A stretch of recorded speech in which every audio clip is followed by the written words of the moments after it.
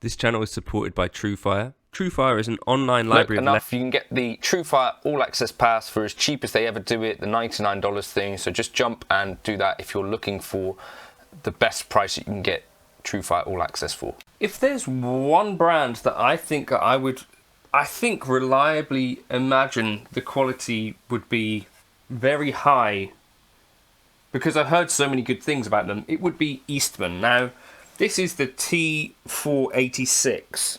This belongs to good buddy Lewis up the road, who, if you're in the Taunton area, does teach, and great player, young guy who'll be able to help you out with stuff that you want to learn.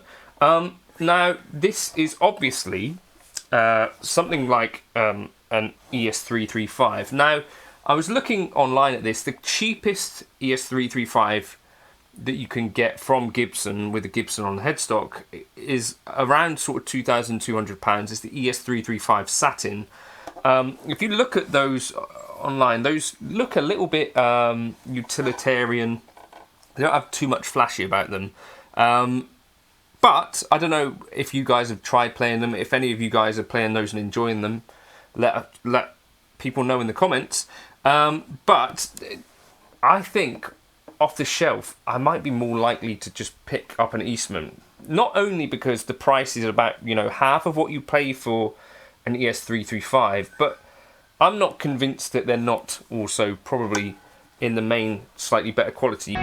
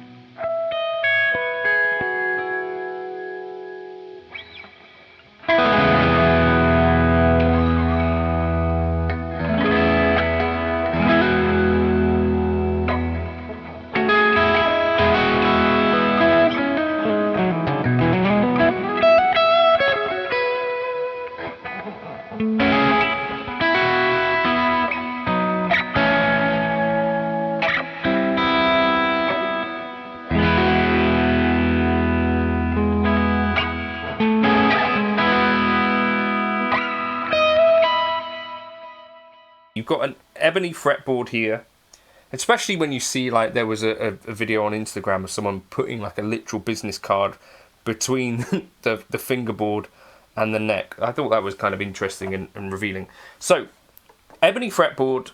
We got really quite interesting binding on here. I'll try and get you a close-up of that. It's got like, well, it seems like it's sort of multiply, but not in the way that you might, well, it is multiply in the way that you would expect, but it's also got like a streak through it. And then we got Seymour Duncan, I think Jazz in the neck, and 59, I think, in the bridge. So quality stuff. The finish, I think, is also nitro.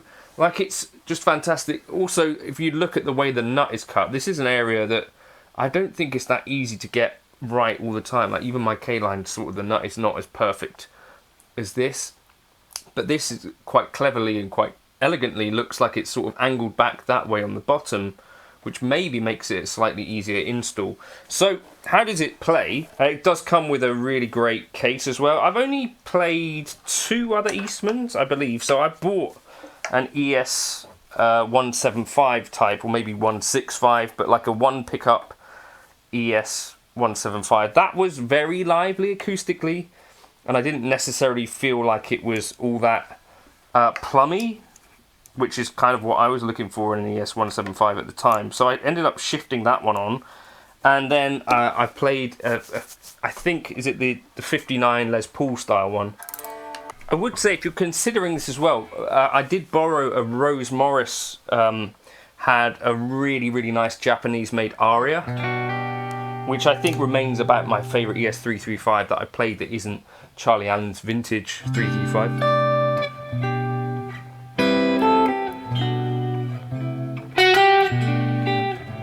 Or Ed Alesco's, he's got like an ES345, I think. What I like about this guitar is these humbuckers, like this is neck.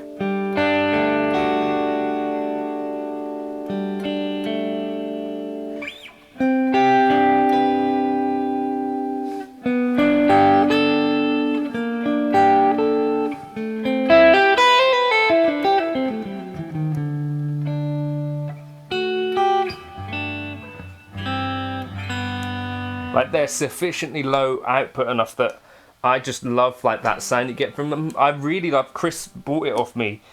Chris, if you're watching, he bought my Tokai, which I absolutely love that guitar, but he emailed me, he's just saying, you know, do you want to sell that thing? And I was like, well, at the time, saving up for the Nacho, and I was like, okay, look after it. The one thing that I felt like maybe let that guitar down, possibly, I feel like the pickups were a little bit higher output. I think there's something magical about an ES335 with some nice low output humbuckers, right?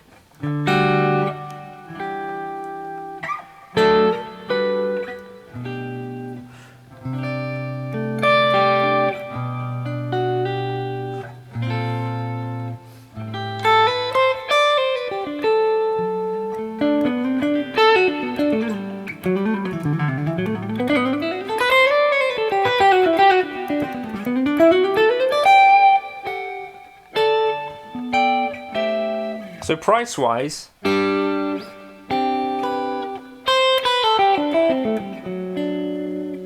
Gibson 335 with an ES335 with a proper finish and figuring is like $3,000 now.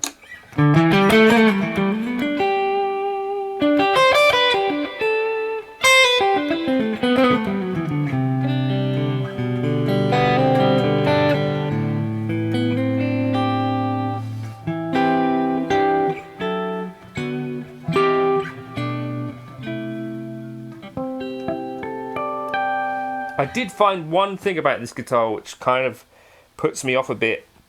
There's no inlay here, and that kind of throws off the visualization a little bit. You've got dots here, but the fact that you're missing 2 of these inlays just, to me, makes it a little bit tricky just to, well...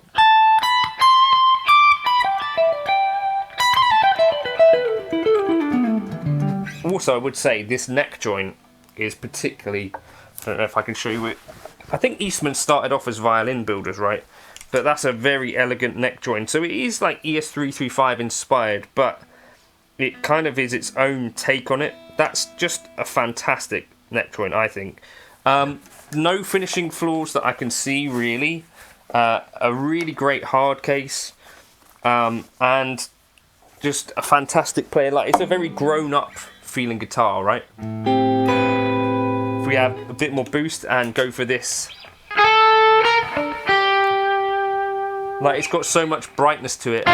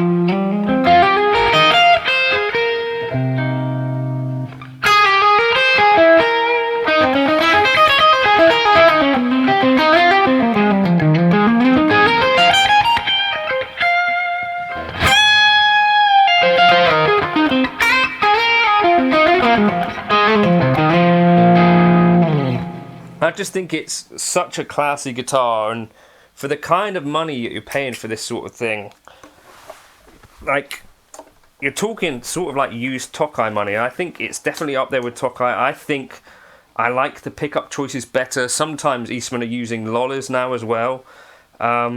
It's just an all-round very, very classy build. I think it's nitro, right, from what I see online.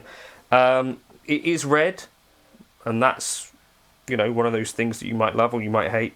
I'm not the biggest fan of red guitars, but the finishing is amazing. Yeah, priced sort of... There's Epiphone ES335s that are about this kind of money now, right? So, yeah, still Eastman, I think, remain... You know, over the years, this is a brand that has stayed very, very relevant because they're still doing, I think, great guitars at, for what they are, quite affordable prices. Yeah. Let me know your thoughts in the comments if you've tried an Eastman, are you a fan? And cheers to Lewis for letting me check it out. Catch you in another video soon.